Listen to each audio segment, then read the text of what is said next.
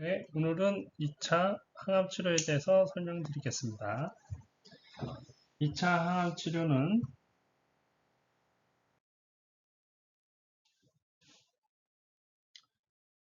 심평원 기준에서 일단 2차에만 쓸 수 있는 요법으로 라무시르맙하고 파크리탁셀을 해놓는 바람에 어쩔 수 없이 대부분의 선생님들이 2차에서는 이 약을 쓰고 넘어갑니다. 2차에서 이 약을 안 쓰면 다음에는 다시는 이 약을 쓸 수가 없기 때문에 우리나라만 이래요. 우리나라만. 2차에서 이 약을 웬만하면 쓰고 넘어가는데 다만 또 옆에 이렇게 조건들이 막 붙습니다. 이런 조건이 맞으면 이거를 2차로 쓰고 넘어간다. 대부분 1차에서 폴폭스나 뭐 폴피리 같은 요법을 하기 때문에 이 조건에 이제 대부분도 맞고 요거는 이제 의사 선생님이 그 환자분의 퍼포먼스 스테이터스 수행력을 이제 평가해서 보통 0이나 1을 적고 요거를 한 기록이 있으면 2차로 라무시르맙하고 파크리탁셀이라는 위암에서 항암요법을 하게 됩니다. 미국 NCCN 가이드라인에서는 이제 1차에서 그 우리가 전에 봤던 뭐 옵티보 플러스 폴폭스, 옵티보 플러스 젤록스 같은 요법을 한 후에 아니면 헐트 파지티브일 때는 트라스주마 플러스 XBG 같은 요법을 한 후에 세컨 라인, 두 번째 라인이나 그 이상 라인에서 이런 약들을 사용해 볼 수 있다. 그러니까 2차, 3차, 4차, 5차에서 이런 약을 쓸 수 있다라는 뜻이에요. 그런데 이런 약들이 포함되어 있는데 어쨌든 우리나라에서는 이 라물시맙하고 파크레탁스는 3차에서는 못 쓰고요. 2차에서만 쓸 수 있습니다. 어쨌든 이런 항암제들이 있다. 자, 사이언스 과학입니다. 진리예요, 진리. 자, 라무시루맙부터 보겠습니다. 라무시루맙은 모노크로날 안티바디입니다. 안티바디. 항체고요. 단백질입니다. 단백질 덩어리고 단백질 덩어리다 보니까 아미노산이 어, 굉장히 이렇게 많이 이어붙어 있는 거예요. 아미노산이 종류가 20개인데 어쨌든 아미노산이 쫙 이어붙어 있는 건데 보시면 탄소가 6,300개 어마어마하죠. 탄소가 6,370개가 있고 수소가 9,800개, 9,864개, 질소가 1,600개, 그 다음에 산소가 1,996개, 황이 46개. 그러니까 라무시루맙이라는 거는 우리가 그냥 이름을 붙인 거고 얘의 실제 이름은 탄소 6,000개, 수소 9,800개, 질소 1,600개, 산소 1,900개, 황 46개. 이게 진짜 이름입니다. 자, 이렇게 생긴 애가 이 고깃덩어리죠. 이런 이 단백질이 어쨌든 몸에 들어와서 VEGFR2라는 이것도 또 립세타 단백질입니다. 이 단백질하고 결합을 해서 이 단백질의 역할을 억제를 하는 안타고니스트, 억제를 하는 역할을 합니다. 임상 연구가 된 암종은 이제 지금 보시는 위암, 그 다음에 대장암, 그 다음에 폐암, 그 다음에 간암 이런 데서 지금 적응증이 있고요. VEGFR을 타겟하기 때문에 혈관 생성이 억제가 되고 여러 가지 이제 부작용이 나타날 수 있는데 뭐 설사, 그다음에 저 나트륨, 소금 농도가 많이 낮아집니다. 그다음에 혈관에 잘 생성이 안 되니까 당연히 혈압이 올라가겠죠. 뭐 이런 부작용들이 생깁니다. 이게 Y자 모양의 이제 항체인데 헤비 체인에서는 아미노산이 446개 정도 이렇게 돼 있고 라이트 체인에는 214개. 여기 써 있는 EVQL, VQ, SGGG, LVK 요거는 이제 다 아미노산 이름이에요. 이 아미노산이 요 순서대로 이렇게 쫙 이어붙여 있다는 뜻이고 라인 체인도 이렇게 214개가 쫙 연결되어 있는데 헤비 체인과 라이트 체인이 이제 붙어 있는 거죠. 요게 헤비 체인, 요게 라이트 체인입니다. 어쨌든 이렇게 생겼는데 실제로는 이런 아미노산들이 이렇게 몇백 개가 이어져 있다는 뜻입니다. 그래서 요 라무시르람 약은 이 단백질 덩어리는 혈액 내에 들어오면 온몸을 돌아다니다가 이 VEGFR2라는 단백질을 만나면 가서 착 하고 달라붙는 겁니다.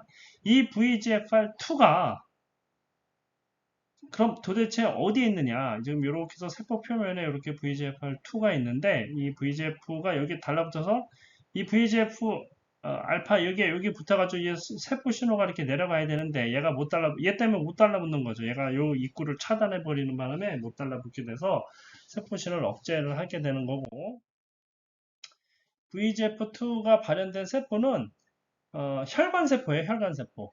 혈관세포. 주로 혈관세포가 암세포보다는 혈관세포에 많아서 암세포가 혈관을 끌고 와가지고 암이 무럭무럭 커야 되는데 혈관이 잘 자라지를 못하기 때문에 암의 성장 속도가 늦어지게 됩니다.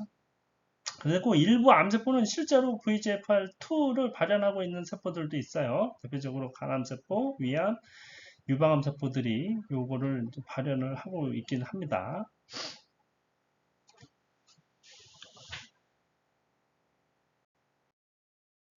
자, 그 다음 약은 파클리탁셀인데, 파클리탁셀은 아까는 탄소가 900 몇 개 뭐 이렇게 됐었는데, 여기서는 탄소가 47개, 수소가 51개, 질소가 1개, 산소가 14개짜리, 14개짜리 약이 되겠습니다. 이름은 파클리탁셀이지만 실제로는 이렇게 생겼고요. 여기 안 써있는 것 전부 탄소예요, 탄소. 탄소. 자, 이렇게 생긴 약을 주사로 맞으면 도대체 무슨 일이 벌어질까? 예, 암세포, 뭐 유방암세포를 죽이려고 들어온 약도 아니고, 위암세포를 죽이려고 들어온 것도 아니고, 머리카락세포를 죽이려고 들어온 것도 아니고, 백혈구세포를 죽이려고 들어온 것도 아니고, 이 녀석은 마이크로 튜블이라는 그 베타 서브 유닛에 결합을 해서, 어, 디폴리머제이션을 억제를 하게 되는데, 세포가 분열하는 과정을 억제를 하는 약제입니다. 주 부작용은 탈모, 골수 억제 뭐 이런 것들이 있고 어떤 암에 많이 이제 임상적으로 연구가 되었냐면 난소암, 식도암, 유방암, 폐암, 육종, 자궁경부암, 췌장암 이런데 위암 포함입니다. 이렇게 지금 이제 허가가 되어 있습니다. 탄소 47개짜리다. 이제 기전을 보면 이렇게 여기 이제 센티디올 양쪽에 이제 방사초가 이제 나가는 여기서 이렇게 그 마이크로 튜브를 쭉 자라가서 이렇게 유전자 염색체가 분열한 거를 하나씩 잡아가지고 이렇게 끌고 와야 되거든요. 끌고 와 이렇게 쭉 자라가서 붙잡아가지고 다시 이렇게 쭉 끌고 양쪽으로 끌고 와서 이제 세포가 둘로 갈라져야 되는데 이 파크리탁산 아까 봤던 그 화학구조 탄소 47개짜리가 들어가면 요 튜블에 요 옆에 이렇게 찰싹하고 요 베타 서브유닛, 알파 베타 서브유닛으로 쭉 구성되어 있는데 거기에 착 달라붙어가지고 얘가 끌고 오지 못하고 그냥 어레스트, 그냥 멈춰버립니다. 땡겨지지가 않아요. 그래서 아나페이스 끌고 가다가 그냥 프로전, 메타페이스에서 그냥 멈춰버린다. 그래서 세포가 둘로 분열하지 못하고 결국엔 죽게 됩니다. 이거는 위암세포에서 일어나는 일이 아니고 이렇게 분열하고 있는 세포가 있으면 그냥 그 세포 그게 위암세포든 유방암세포든 정상세포 뭐 머리카락세포든 백혈구세포든 이번에 점막세포든 이런 일이 벌어지는 겁니다. 아까 봤던 그 화학구조는 암세포를 쫓아다니는 게 아니라 마이크로 튜블에 베타 서브유닛에 그냥 달라붙는 화학구조인 겁니다. 자, 그럼 이런 약을 쓰면 위암 환자가 얼마나 살까? 자, 지금부터는 이제 과학이 아닙니다. 이제 통계입니다. 통계. 2014년 난셋에 실린 이제 3상 임상을 바탕으로 이제 허가가 됐고요. 이게 이제 우리나라 오상철 교수님도 저자로 들어가 계신데, 27개 그 나라에서 170개 병원에서 이제 이 연구가 진행이 됐고요. 옛날입니다. 2012년이니까 뭐 벌써 10몇 년 전에 했던 거고. 어쨌든 여기 보시면은 9.6개월 오버월 서바이벌, 메디안 오버월 서바이벌이니까 이제 생존 기간이에요. 이게 이 정도 된다. 그리고 PFS는 4.4개월인데 이제 다음에 나옵니다. 먼저 오버월 서바이벌은 중앙값입니다. 중앙값, 평균값은 아니고 항암제 파크리탁셀만 한 그룹하고 파크리탁셀하고 라무시루막 같이 쓴 그룹하고 파크리탁셀하고 라무시루막 같이 쓴 그룹이 환자가 조금 더 오래 살더라. 9.6개월 때 7.4개월. 뭐 1년을 더 오래 살더라 그런 거 아닙니다. 기껏해야 한 2달 정도 됩니다. PFS입니다. PFS는 4.4개월 대 2.2개월. 같이 썼을 때는 4.4개월. 단독 썼을 땐 2.2개월. 그러니까 라무시룸막과 파클리탁셀 아까 봤던 걸 같이 쓰면 환자가 4.4개월 있다가 암이 커지더라. 중앙값입니다. 물론 평균값이 아니에요. 중앙값. 가운데 값이 한 그 정도 되더라. 그러니까 뭐 서울에 있는 큰 병원에서 이런 좋은 치료를 받으니까 암이 다 없어질 거야가 아니고 4.4개월이 되면 커지는 사람들이 많이 나올 수 있다.